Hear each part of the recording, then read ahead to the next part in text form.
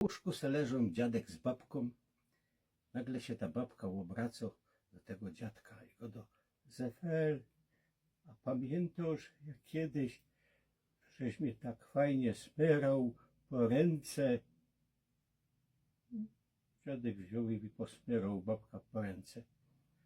A pamiętasz, jak żeś mnie kiedyś tak przed spaniem czule całował w czółko?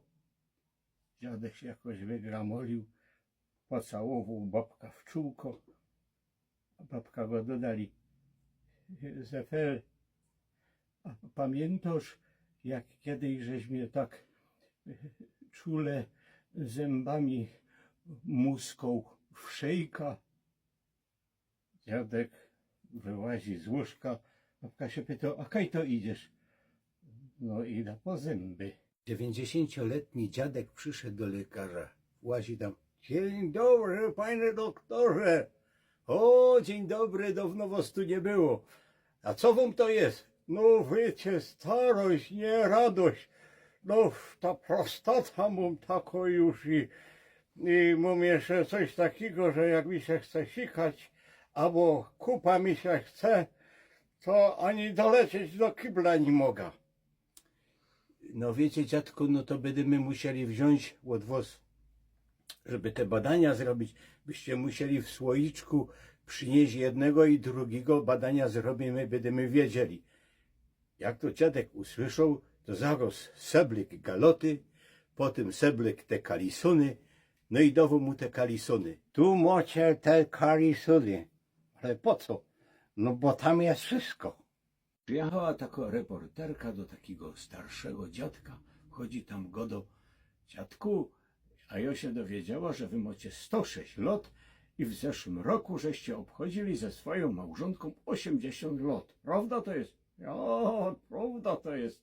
Ale to zdradźcie nam ta tajemnica, co wyście to takiego robili, że takie zdrowie, tak dobrze wyglądacie i tyle razem żeście przeżyli z małżonką?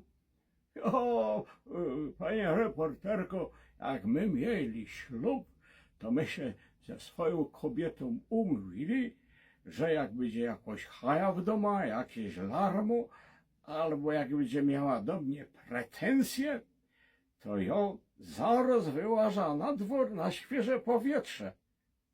Ale to czyżby coś takiego miało tak zadziałać, że takie zdrowie?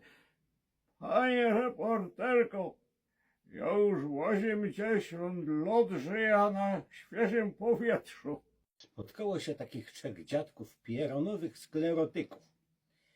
Jeden go do: wiecie, ja mam taką sklerozę, że jak idę po schodach, to ja nie wiem, czy ja mam iść do góry, czy ja mam iść na dół, czy ja przyszedł z góry, czy z dołu. Ten drugi go do: wiecie, jak zaś siedzę na łóżku, to ja nie wiem, czy ja wstał, czy ja będę za chwilę szedł spać. A ten trzeci go do: ja na szczęście odpukać, kto tam? Przyszedł taki dziadek do szpitala, dali go tam na parterze do innych dziadków. No potem tam był inny jakiś oddział, a na samej górze był oddział noworodków. No i ten dziadek tam jest, patrzy się, a tam dziennie przyłazi śmiertka i któregoś z tych dziadków zabiera. Dziadek przerażony. Co tu robić? Na drugi dzień poleciał do noworodków, wziął się tam łoblek w jakieś tam łaszki, coś tamtego, legnął się do tego łyżeczka, wziął tam takiemu jednemu bajtlowi, ta flacha ukradł, no ta czopeczka i tuto, i tuto. I w końcu przyszła ta śmiertka tam. A ty co tu robisz? No ja tutom. No to tutaj, a potem pójdziemy papa. W niebie na ławce siedzi se babka z dziadkiem. A tam tak fajnie w tym niebie. Te aniołki, ta zorza polarna, ta tęcza, zwierząt pełno. Taki spokój, żaden się z nikim nie wadzi. O, jak pięknie. Nagle tego dziadka coś wziął kryka I ta babka po tej łepie pierę. Babka, o, coś ty zafaj, co ci się... No. Ani nie godej. Gdyby nie ta twoja zdrowożywność, to by my już tu dawno byli.